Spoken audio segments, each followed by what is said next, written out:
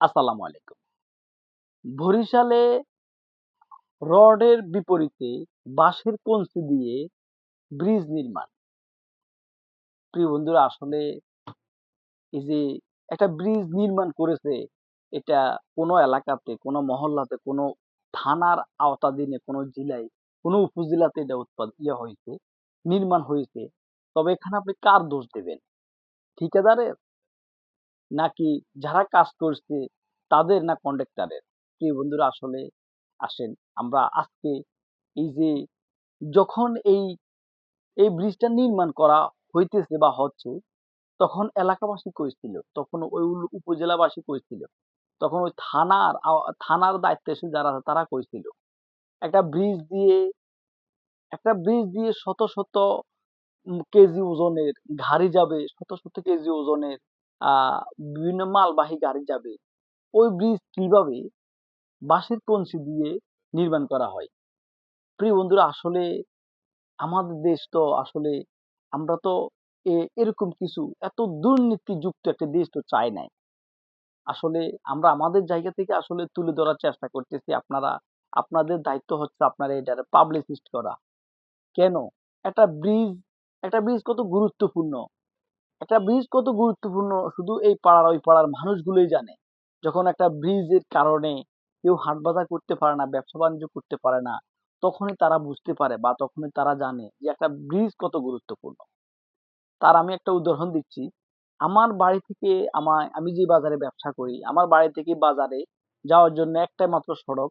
আরেকটা সড়ক আছে অনেক দূর ঘুরে আসতে হয়। প্রায় 4, 5, 7 কিলো ঘুরে আসতে হয়। তখন ওই সড়কে না যেয়ে আমরা 2 থেকে 3 কিলো সড়কে, যেটা আমাদের জন্য ভালো একটা সড়ক, ওই সড়কে একটা ব্রিজের কাজ কাজ চলছে। দীর্ঘদিন কাজ হয়েছিল। তখন আমি উপলব্ধি করতে পারলাম। তখন আমি বুঝতে পারলাম যে আসলে আমাদের জন্য এই ব্রিজটা কত গুরুত্বপূর্ণ। প্রিয় বন্ধুরা আসলে আমি তখন আমার এলাকাবাসী, আমার কিছু এলাকার কিছু মান্যগণ্য ব্যক্তিদেরকে আমি আহ তখন উদ্দেশ্য করে কিছু কথা বললাম যে আপনারা এই ব্রিজটাকে আপনাদের নিজ দায়িত্বে অন্তত বুঝে নেবেন, যাতে করে পুঙ্খানুপুঙ্খানু প্রতিটা কাজের তারা কোনো 2 নম্বরই কোনো দুর্নীতি না করতে পারে। এই যে দেখলেন আপনারা বরিশালে, এটা অন্য দূরে কোথাও না, অন্য কোনো দেশেও না, আমাদের দেশে বরিশালে আহ বাঁশের কঞ্চি দিয়ে ব্রিজ নির্মাণ। ব্যাপারটা কত হাস্যকর হচ্ছে না? ছোট ছোট বাচ্চা পোলাপান যখন খেলা করে তখন তারা এই সমস্ত এগুলা করে। কিন্তু এই যে একটা ব্রিজ কত গুরুত্বপূর্ণ, একটা ব্রিজ দিয়ে কত কত ভারী ভারী কত ওজনের গাড়ি, কত ওজনের কত কিছু যাবে। কিন্তু যদি বাঁশের কঞ্চি দিয়ে তৈরি করা হয় এই ব্রিজটা কতদিন টিকবে? কত ঝুঁকিপূর্ণ। আমি আমি আমার দেশের আমি আমার দেশের সকল দায়িত্বশীল যারা আছে তাদের দৃষ্টি আকর্ষণ করছি।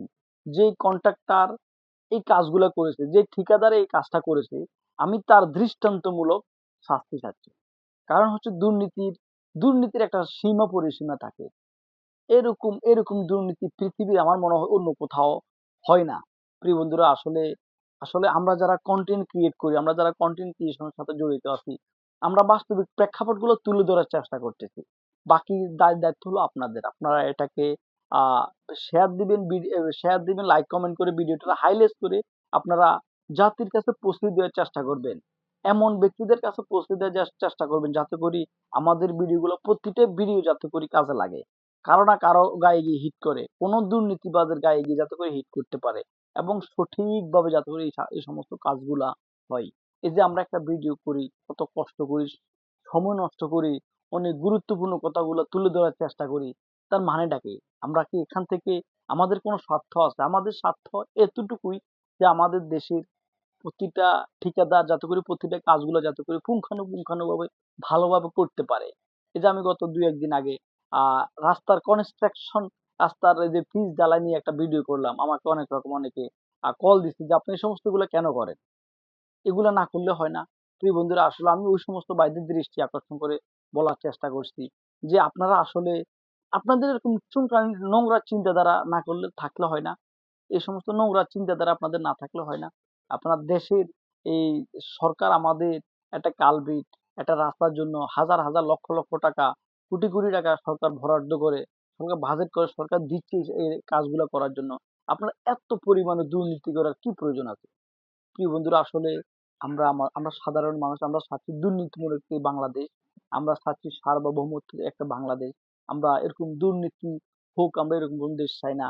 আর এই যে কালপিটটা, এই যে ব্রিজটা যে নির্মাণ করছে বাঁশের কঞ্চি দিয়ে, আমি ওই ঠিকাদারের, ওই কন্ট্রাক্টর আমি দৃষ্টান্তমূলক শাস্তি চাচ্ছি। এবং আপনারা এটা নিখুঁতভাবে দেখবেন, অন্যভাবে ভিডিওটা নেবেন না। তো সবাইকে অসংখ্য ধন্যবাদ, সবাই ভালো থাকবেন। আসসালামু আলাইকুম।